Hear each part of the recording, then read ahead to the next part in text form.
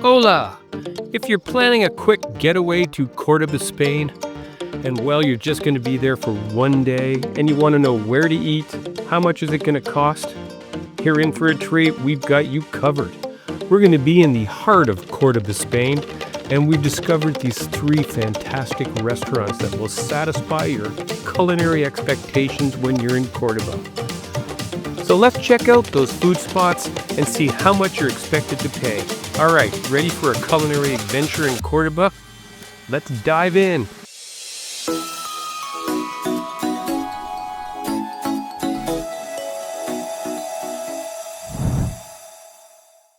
Welcome to our Cordoba, Spain food adventure. Now I know what you're thinking. Cordoba, it's filled with so many places to eat. Just an amazing culinary spot. So how do you choose? Well, we've already done that job for you. In today's vlog, we're exploring the best places to eat in Cordoba with just one full day. We'll show you where to go and how much you'll spend. And with only one stunning day in this amazing city, you want to make sure that every meal is perfectly planned. We'll be showing you 3 restaurants that'll make your taste buds dance. For our visit into Cordoba, we really had 2 nights, but just one full day. So we arrived around 4 p.m. to our hotel, and it was a wonderful spot. Right in the heart of the old town. If you've got enough nerve to drive down the little wee narrow streets, it's just crazy how narrow these streets are. Really with just a little bit of room on each side of your car. But if you've got enough nerve to do that, and hey, we did it, no problem. This hotel is worth it. The NH Collection Amistad, Cordoba. I'll have a link in the description for this hotel. Check it out. It's in a great spot in the old town. So after we arrived at 4 p.m., we checked out the hotel, and then we made our way out to dinner around 8 o'clock at night. So first up, let's kick off that first night's dinner. It was in a really cozy little spot in the historic Jewish quarter, and it was a restaurant called Restaurante Esquinita de la Juderia el Patio. I'm telling you, this place is really nice. It's really cozy. It's pretty small. It's cozy. I'd make a reservation, especially if you're going to be there around, let's say, most Spanish people eat around 9 or 10. If you're going to go there at that hour, I'd make a reservation. We went at 8.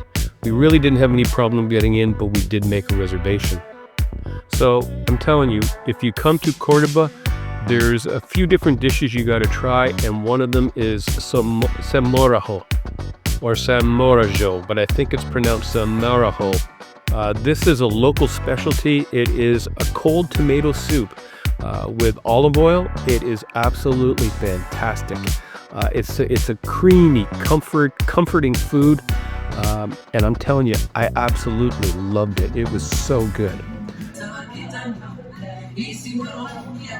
Holy mackerel. This is cold soup. When it's thick and rich and hearty, wow, the flavors just explode. That is... Tomatoey or? It's kind of tomatoey, yes, definitely a kind of a tomato base, but the oils and the Iberian ham just add that extra flavor. There's garlic in it. I mean, oh my God, they know what they're doing here in this country, because you'd think the cold soup, not hearty. Wow, this is hearty, and this is so flavorful. Holy mackerel, is good. Another appetizer we had was bravos potatoes, or potatoes bravos. It's another Spanish specialty. Absolute must try. You gotta try it. Hey, wow, the potatoes bravos. Oh, that's good. Spicy? I can't really. It's spicy. I can't figure out what the flavor is. It's kind of like a Mexican type flavor, but it probably originated here. Maybe like a mesquite with the Yeah, kind of. aioli, and potatoes are so fresh and beautiful. Oh, it like melts in your mouth, but the flavor is just got a bit of a kick to it. But that aioli and the sauce, wow. And of course, we couldn't leave this restaurant without trying the Flamenquin. It's another traditional food of Cordoba. It's a crispy golden fried pork wrapped around ham.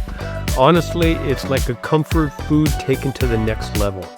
It was so delicious. Okay, so this is like a kind of like a cordon bleu.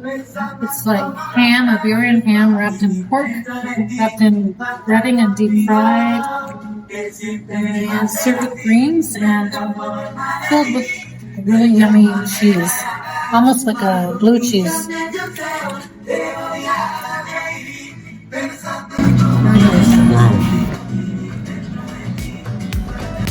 The whole meal was around 74 euros. That also included a bottle of red wine. So it's quite a good price, especially for having all those amazing traditional food.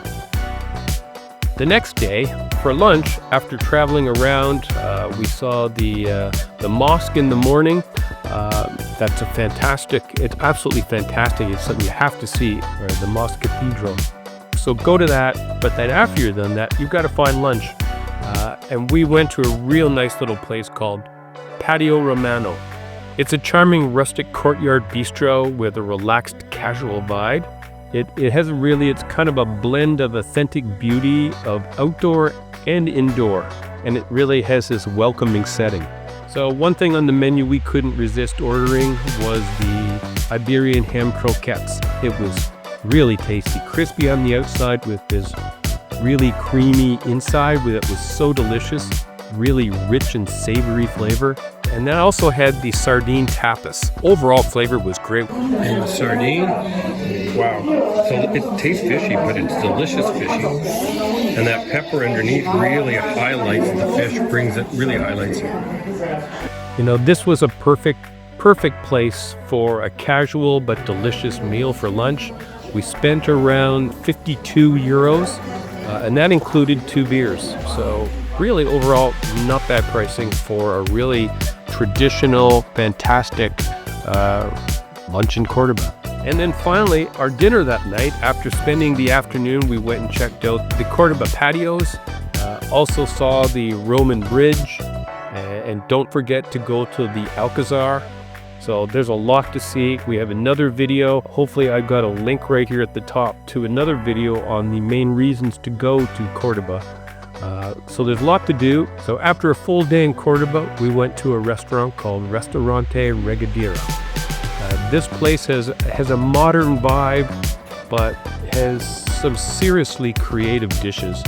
It really has a contemporary twist on traditional Andalusian flavors. It's perfect for a chic gourmet dining experience. I mean, I'm telling you, I don't think this place has a Michelin star, but if it doesn't, it should, because it just felt like a Michelin star restaurant. We started with sea bass ceviche. It was really fresh, tangy, and a really perfect way to start the meal. It is really artistic looking, and they poured the sauce around it. Orange emulsion, and delicious and vinegary and tangy and melts in your mouth. And then I had a traditional meal, which is kind of a marinated carrot, which it's famous for in Cordoba. What another surprise, packed with flavor, and it was a perfect pairing, or a perfect way to start my dish of that night. The mains were absolutely amazing. I had a beef cheek, and again, if you don't get beef cheek when you're in Spain, you're missing out. It's fantastic. And we also had duck confit risotto. Okay, so this is duck confit risotto with mushrooms, and I think that's a mushroom flour on the top. Really artful, delicious, steaming hot.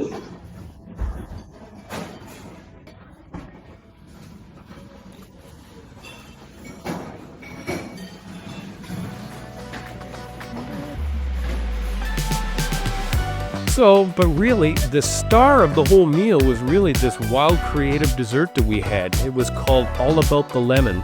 Wow, I'm not sure what we have here, but that is not a lemon. But it opens, I think. Sick. It's not lemon. It looks like a lemon. What is it? Oh, look at that. It's like a surprise inside. But it is not a lemon. Is that like an ice cream inside? Okay, so I'm back. And no, open that back up. You can't. There we go. We cracked it open. And it was like an egg cracking. I mean, Ow. wow. Really interesting. And that's like sponge cake. On each end, it's sponge cake with kind of a lemon ice cream in the middle and this lemon egg in the middle. Wow. Okay, that's kind of like, it's a lemon ice cream and a kind of a lemon meringue and a lemon sponge cake.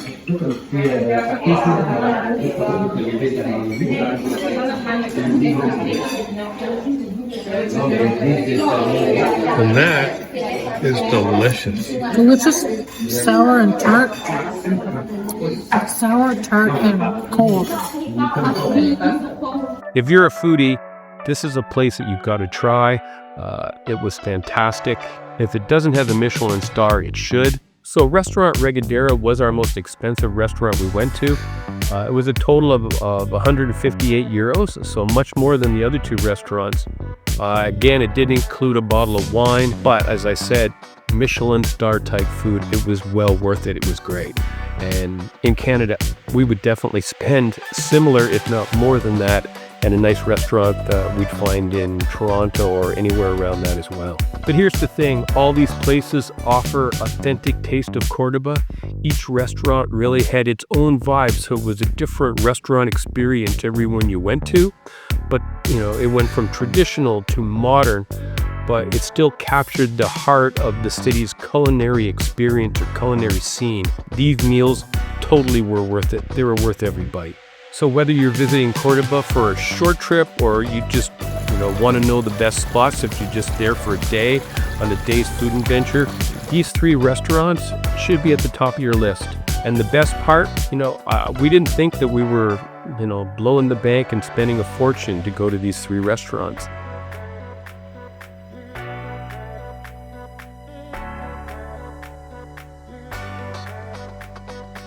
So if you found this video helpful, please give it that thumbs up, give it the like. It really helps us. And hey, please, if you liked it, come aboard, become a subscriber. We have lots of other videos on our food experiences while we travel, and also the best things to do when you're traveling to a new place. We have several videos out, one on Sevilla, one on Cordoba, on top reasons to go and what you do when you get there. Thanks for watching. Happy travels. We'll see you on the next adventure.